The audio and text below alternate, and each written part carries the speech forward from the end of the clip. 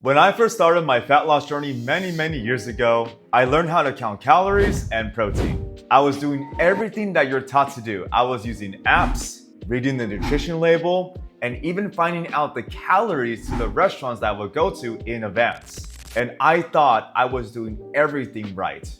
But I would always get stuck at a certain weight and I would never be able to reach my ultimate goal of getting to 10% body fat.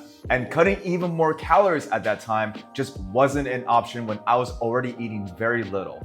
If this sounds like you, then this video is for you. And here's the crazy part. It took me 5 years to realize I wasn't stuck because fat loss was hard. I was stuck because I was making these specific little mistakes when counting my calories.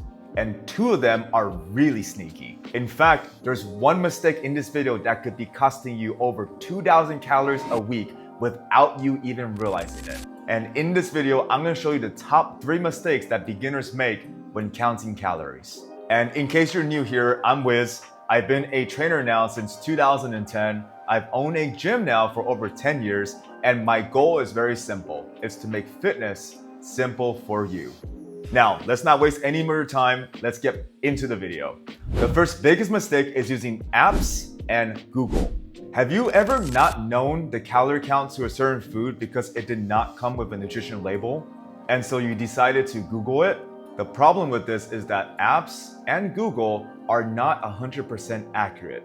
Now, you might be thinking, but Wiz, I use MyFitnessPal and so does my friend. Isn't that accurate? Not even close, and I'm gonna show you why. I guarantee you right now, if you were to Google orange chicken from Panda Express, for example, you can easily find 3 different sites where it's gonna show different calories for the same portions. In fact, I'll do that right now for you. Here's our first example from calorieking.com. So 5.7 ounces is 490 calories. And if we look at fastfoodnutrition.org, it says that 5.7 ounces is 370 calories. So right there is over 100 calories in difference. And here's example number 3 from eatthismuch.com, where it says 162 grams, which is roughly around 5.78 ounces, is 420 calories. So right now we have 3 different calories to look at. We got 420, 370, and 490. As you can tell, the calories are all over the place, so it makes you think which one is accurate. And to be honest, you can't really know unless you're the chef and you know the actual ingredients and you figure out the calories by scratch, which unfortunately most of us do not have the privilege to do. And this is where the real problem starts. Most apps get their nutrition information from online. But if that information is inaccurate, then that means the app is giving you inaccurate data from those websites. And these mistakes can cost you 50 calories, 100 calories, 200, and even up to 300 calories. And if you think about that, 200 calories a day times 7, that's 1,400 calories. That's almost half a pound of fat that you're not losing without you even realizing it.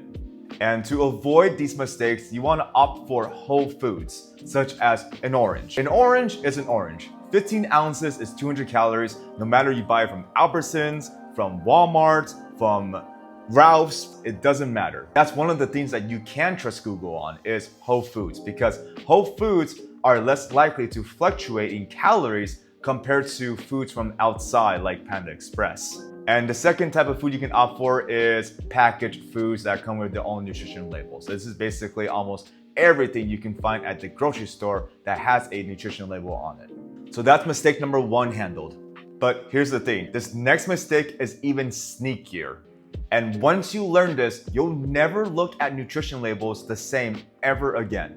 Have you ever seen on nutrition facts that sometimes it will say, for example, 87 grams, 5 pieces for 160 calories. So you skip the food scale and you believe that 5 pieces is 160 calories.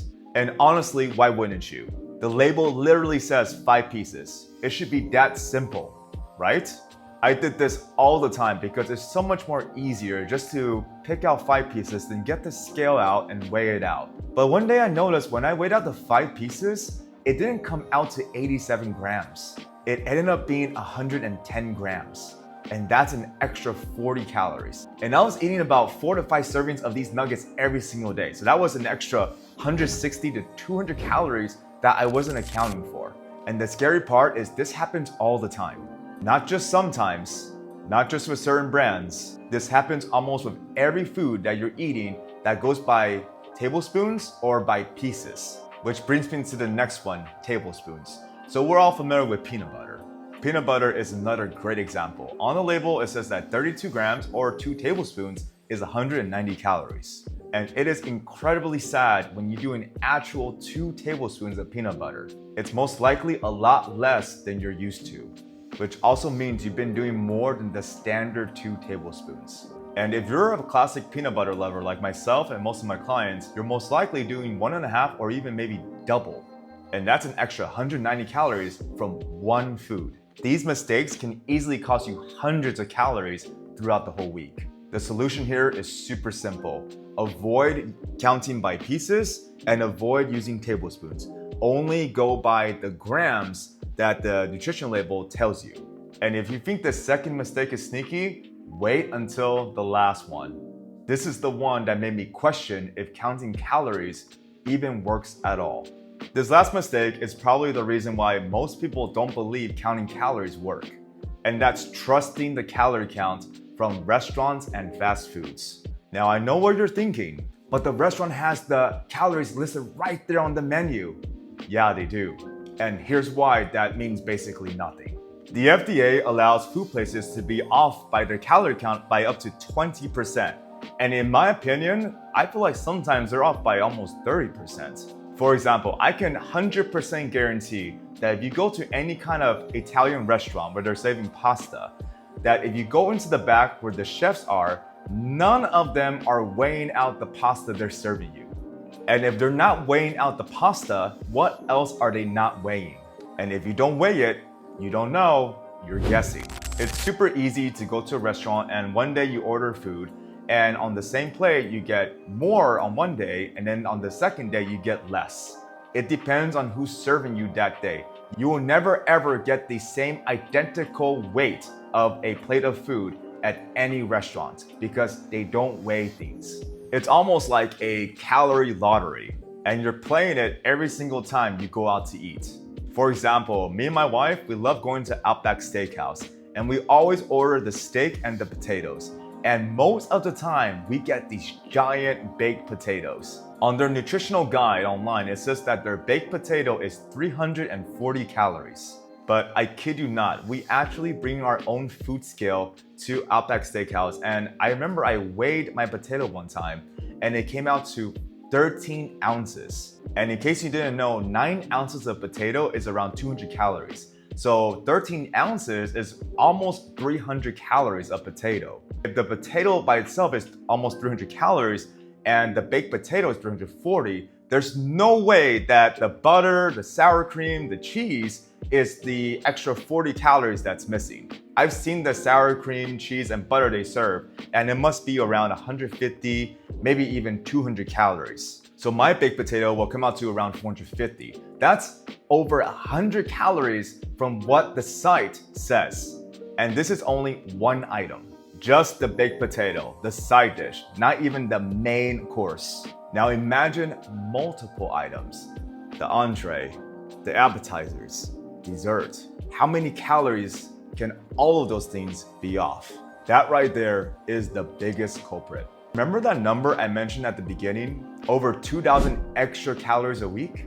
Here it is. If you're going out to eat several times in the week, that means you're trusting the calories that they're providing you. And that is the reason why counting calories isn't working for you. Because you could easily order something that says 700 calories, but it actually comes out to 1,000 calories. And let's say you repeat that mistake 7 times in the week. That is 2,100 calories that you're not accounting for. The sad part is, it's not even your fault. You're just trusting what these outside sources are telling you. And that's why preparing food at your home is the best way to do it, because now the one person you can trust is yourself. That is the safest way to count calories. And once I fixed these 3 things, that's when everything changed. The moment I stopped using apps, I stopped using Google, I started to weigh my foods out to the gram, I stopped eating out. Well, I didn't stop eating out, but I limit my eating out to about once a week. My results finally came. I was able to lose weight and fat a lot easier because now everything is controlled. And that's the thing nobody tells you. Counting calories does work. You were just counting the wrong numbers. And in the world of fitness, what you need to succeed is to have as many controlled variables as you can. That plus consistency is the recipe for success. If you're making any of these mistakes that I mentioned, drop a comment down below which one surprised you the most and which one that you were actually doing. If you found this video helpful, give it a like. It helps to spread it out to other people that needs this help too. And don't forget to subscribe to the channel and watch this next video here. See you guys.